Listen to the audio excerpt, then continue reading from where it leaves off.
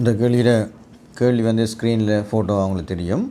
அது 2023 2024 MCQ 38வது. நீங்கள் அதில் அந்த கேள்வியை வாட்சி கொள்ளலாம். அந்த அடிப்படையில் இங்கே வந்து 4 விதமான முறிவுச்சுட்டிகளை உடைய தகடுகள் வைக்கப்பட்டிருக்கு. இந்த வைக்கப்பட்ட தகட்டில் வந்து 3ஆவதுக்கு 4ஆவதுக்கு இடையில் வந்து மட்டுமட்டாக மருவிய நிலையில் இந்த கதிர் செல்லுது. செல்கிற படியால் இந்த கதிர் செல்லுது. இப்படி செல்லோணமாக இருந்தால், இது இப்படி வெளியேறோணமாக இருந்தால், இங்கே எங்களுக்கு இந்த முதலாவது தகட்டின்குள்ள என்ன கோணத்தில் வந்து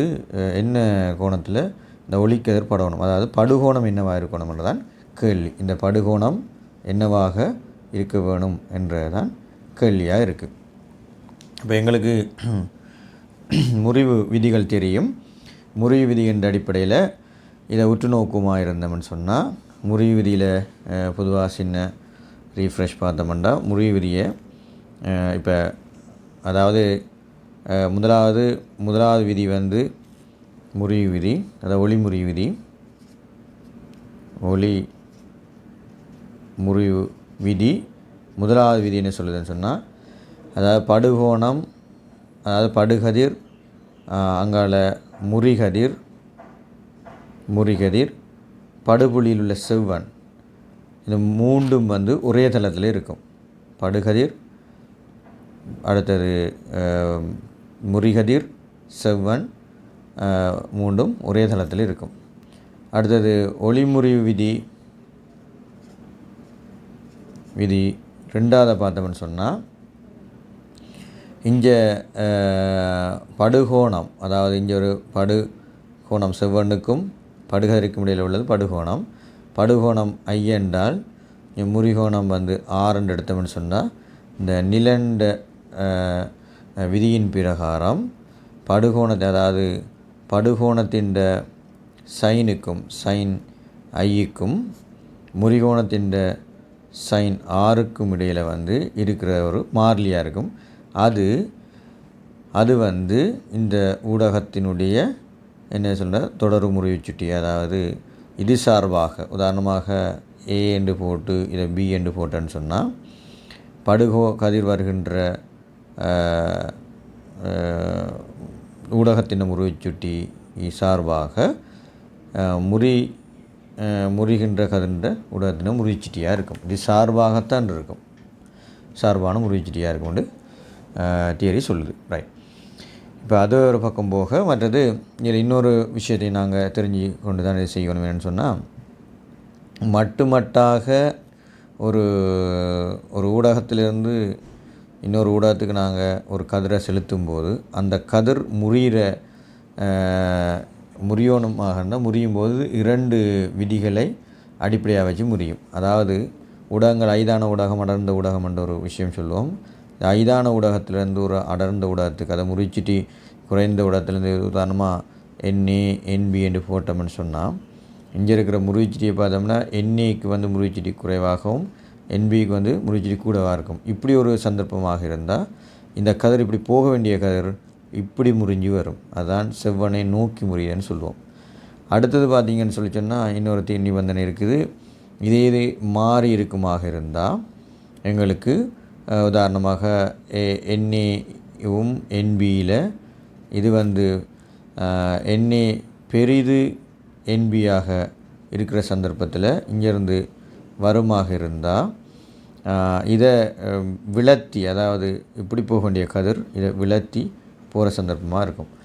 அப்போ இப்படி விலத்தி போகிற சந்தர்ப்பத்தில் தான் எங்களுக்கு இந்த 2 கோணங்கள் நாங்கள் பார்க்க வலிக்கிறோம். ஒன்று வந்து அவதிக்கோணம்,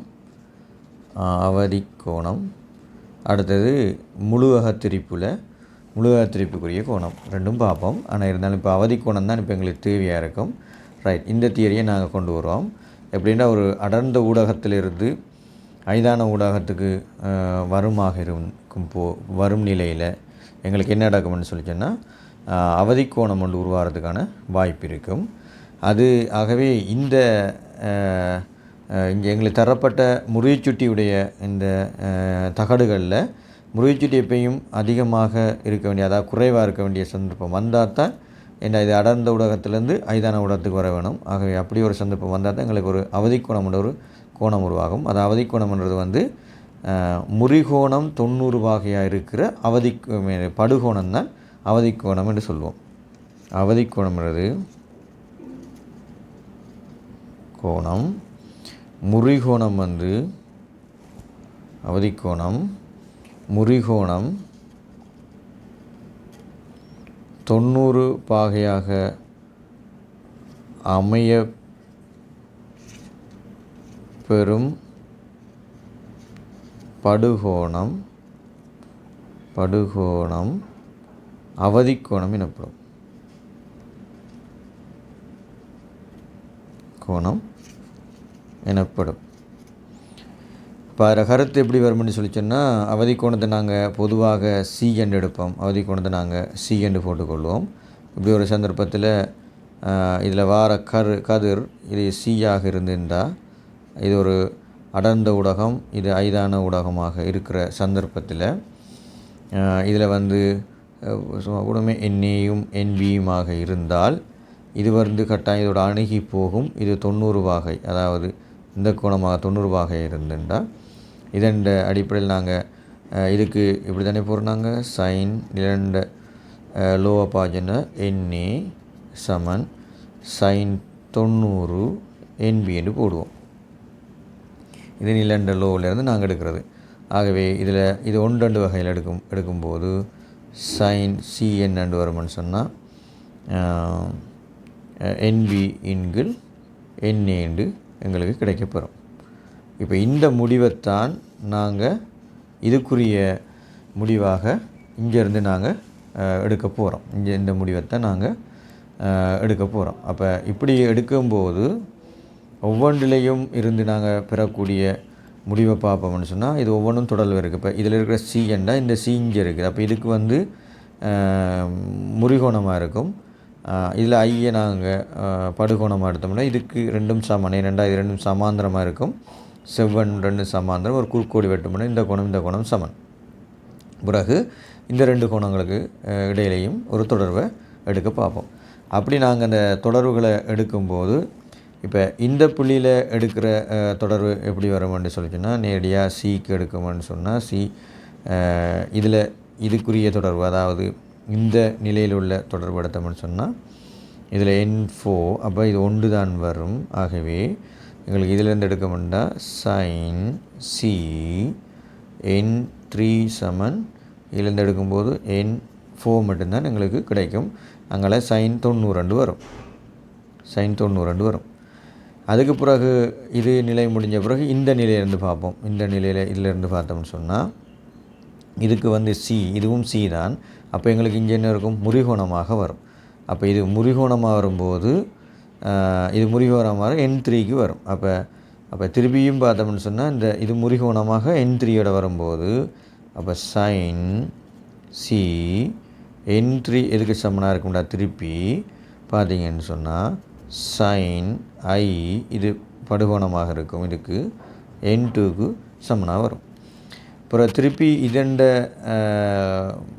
செயற்பாட்டுக்கு முறிகோணத்தை இந்த புள்ளியிலேருந்து பார்த்தோம்னு சொன்னால் இதுக்கு இது ஐயாக வரும். அப்போ முறிகோணமாக மாறும்.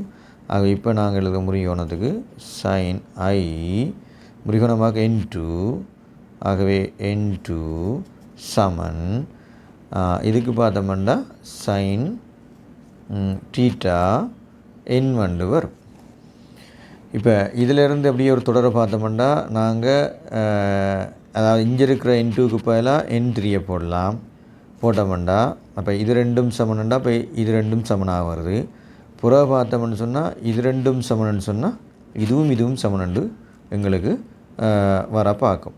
அப்போ இது ரெண்டும் சமனாக வர்ற சந்தர்ப்பமாக நாங்கள் பார்த்தோம்னு சொன்னால் இதில் இப்போ இதுக்கு ரெண்டும் சமனன்னு சொன்னால் இப்படி ஒரு நிலையை நாங்கள் இதிலேயே எடுத்துக்கொள்ளலாம். எப்படின்னு சொன்னால் சைன் தீட்டா N1 சமன் சைன் 90 N4 ஒரு முடிவு எடுக்கலாம். இதில் வச்சு இந்த முடிவை இதிலேயே நாங்கள் எடுத்துக்கலாம். அந்த 3 சமன்பாடுகளை வச்சு இந்த முடிவை இதில் எடுக்கலாம். அந்த அடிப்படையில் எங்களுக்கு தேவை தீட்டா தான் தேவை. அப்போ இது உண்டாயிரும்.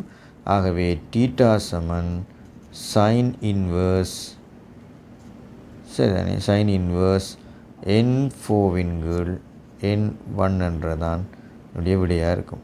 இப்போ நாங்கள் அதில் விடையண்டு பார்த்தோம்னு சொன்னால் இதுக்கு எங்களுக்கு முதலாவது விடையை கிடைக்கும். விடைக்குள்ளே நாங்கள் பார்க்கும்போது விடை முதலாவது விடையாக காணப்படும்.